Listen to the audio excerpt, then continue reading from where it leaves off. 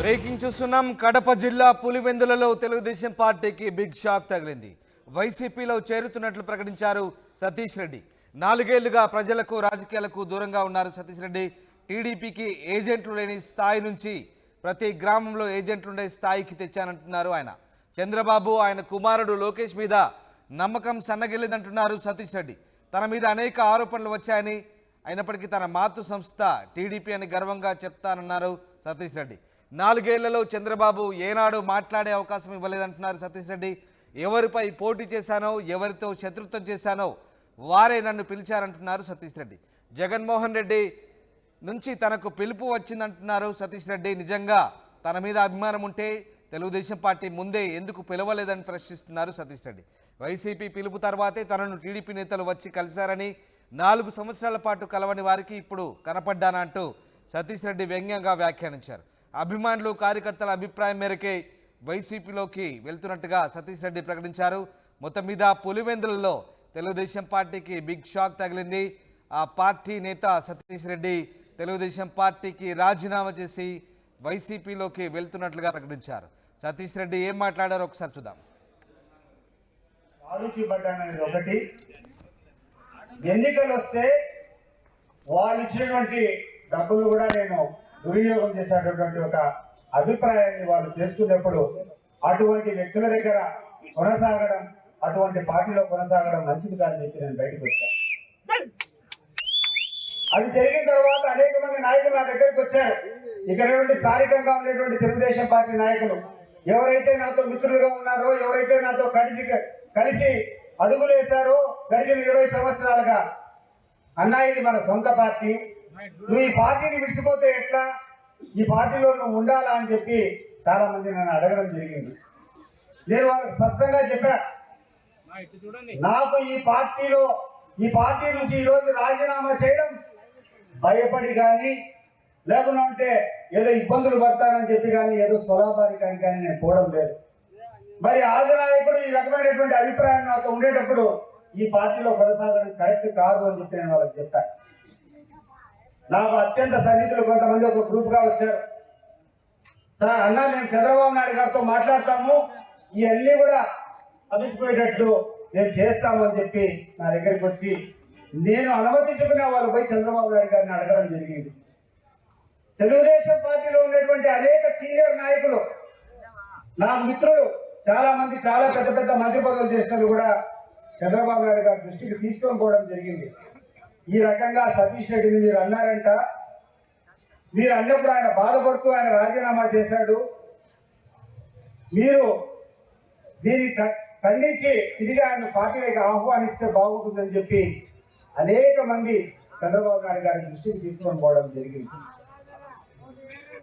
కానీ గడిచిన 4 సంవత్సరాల నుంచి ఏ రోజు కూడా చంద్రబాబు నాయుడు గారు నన్ను పిలవాలనేటువంటి ఆలోచన చేయలేదని మీరందరూ కూడా గుర్తుపెట్టుకోండి.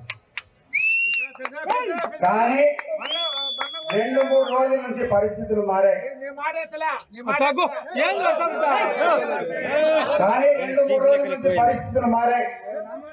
మరి స్థానికంగా ఉన్నటువంటి మన ముఖ్యమంత్రి జగన్మోహన్ రెడ్డి గారు, ఆయన యొక్క రీజనల్ కోఆర్డినేటర్లు రామసుబ్బారెడ్డి గారిని, అదే రకంగా రీజనల్ కోఆర్డినేటర్ మన కడప మేయర్ సురేష్ గారిని మన వద్దకు పంపిస్తే మిగిలిన బూతులన్నింటినీ కూడా 1 సైడెడ్ గా పోలింగ్ జరుగుతున్నటువంటి స్థాయి నుంచి తెలుగుదేశం పార్టీని ప్రతి ఒక్క బూత్ లో కూడా ఏజెంట్ పెట్టే స్థాయికి కష్టపడి మీ అందరి సహకారంతో తీసుకొని రావడం జరిగింది. తెలుగుదేశం పార్టీ అంటే ఒక మాతృ సంస్థగా భావించా, తెలుగుదేశం పార్టీ నా సొంతమని భావించా, తెలుగుదేశం పార్టీ నాదే అని భావించా. కానీ 4 సంవత్సరాల కింద జరిగినటువంటి కొన్ని సంఘటనలు, 2014 నుంచి 2019లో జరిగినటువంటి కొన్ని సంఘటనలన్నీ కూడా ఆలోచన చేసిన తర్వాత ఒక స్పష్టమైనటువంటి అవగాహన నాకు వచ్చింది. నేను ఎవరినైతే నమ్మానో, నేను ఎవరి కోసమైతే దేనికైనా సిద్ధమని చెప్పి ఎన్ని రిస్కులు తీసుకున్నానో, ఎన్ని కఠినమైనటువంటి పరిస్థితులు ఎదుర్కొన్నానో, ఆ వ్యక్తులకు నా మీద నమ్మకం సన్నగిల్లింది. కొన్ని సందర్భాల్లో ఇతరుల దగ్గర మాట్లాడేటప్పుడు ఏ నాయకుడైతే నేను అన్నానో ఆ నాయకుని యొక్క కుమారుడు కూర్చొని ఎవరితోనైతే నేను ప్రాణమైన సిద్ధమని చెప్పి పోరాటం చేశానో ఆ కుటుంబంతో నేను ఆలోచించబడ్డా అని చెప్పి వాళ్ళ అభిప్రాయపడటం జరిగింది.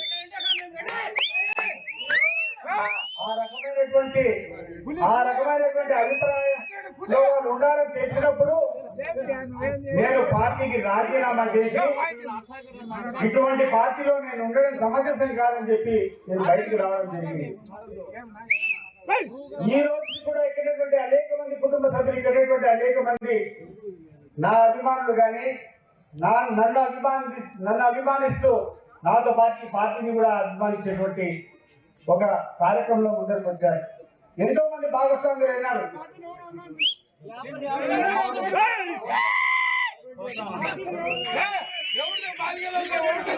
అయినప్పటికీ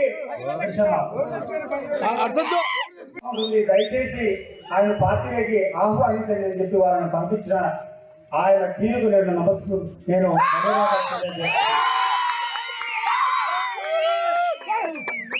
ఎవరి కోసం అయితే నేను సేవ చేశానో, ఎవరి కోసం అయితే నేను ప్రాణాన్ని పణంగా పెట్టి త్యాగం చేశానో, ఎవరి కోసం అయితే 25 సంవత్సరాలు నేను పోరాటం చేశానో ఆ వ్యక్తి నా గురించి పట్టించుకోలేదు. కానీ ఎవరితో అయితే నేను పోటీ చేశానో, ఎవరితో అయితే నేను భీకరంగా పోరాటం చేశానో ఆ వ్యక్తి వచ్చి స్నేహాస్తం ముందరికి ఇచ్చి మీరు మా పార్టీలోకి రావాలని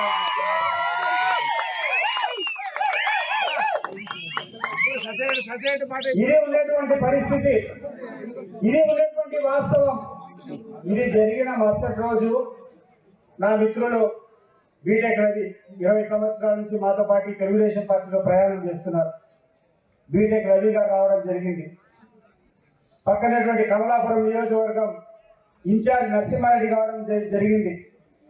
తెలుగుదేశం పార్టీ చాలా సీనియర్ నాయకులు టీడీ జనార్దన్ గారి, అదే నా సమీప బంధువు ఈరోజు పొలిట్ బ్యూరో ఉన్నటువంటి శ్రీనివాస్ రెడ్డి గారు కానీ వీళ్ళందరూ కూడా నాకు ఫోన్ చేసి నువ్వు పార్టీలోనే ఉండాలా అని కోరారు.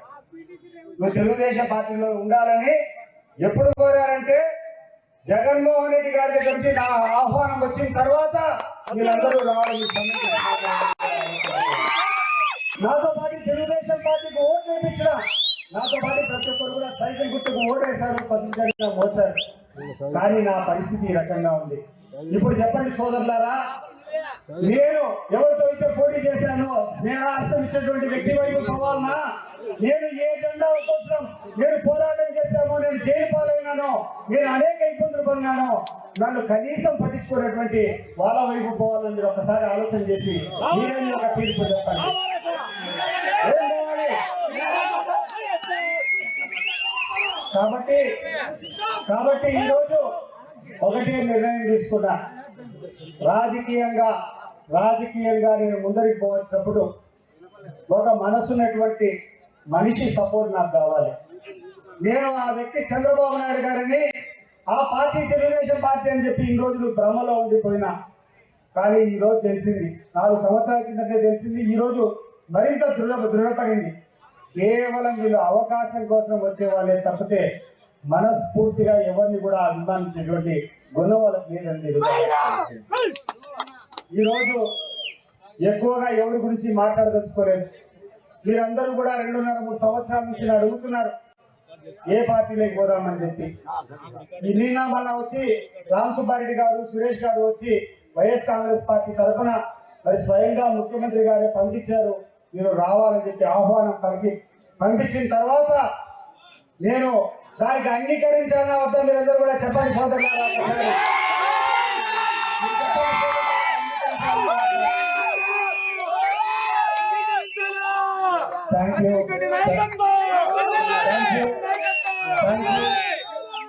కాబట్టి మనస్ఫూర్తిగా మీరందరూ ఇచ్చినటువంటి అభిమానంతో మీ అందరి అభిప్రాయంతో ఏకీభవించి రాబోయే కాలంలో ఏ రకంగా అయితే తెలుగుదేశం పార్టీకి గడిచిన 25 సంవత్సరాలుగా సేవ చేశానో అదే స్ఫూర్తితో, అదే శక్తియుక్తులతో, అదే కట్టుబాటుతో ఈ యొక్క జగన్మోహన్ రెడ్డి గారు పంపించినటువంటి ఈ యొక్క సందేశాన్ని నేను మనస్ఫూర్తిగా నేను యాక్సెప్ట్ చేస్తూ నేను దాన్ని ఒప్పుకుంటూ వైఎస్ఆర్ కాంగ్రెస్ పార్టీలో చేరేదానికి మీ అందరూ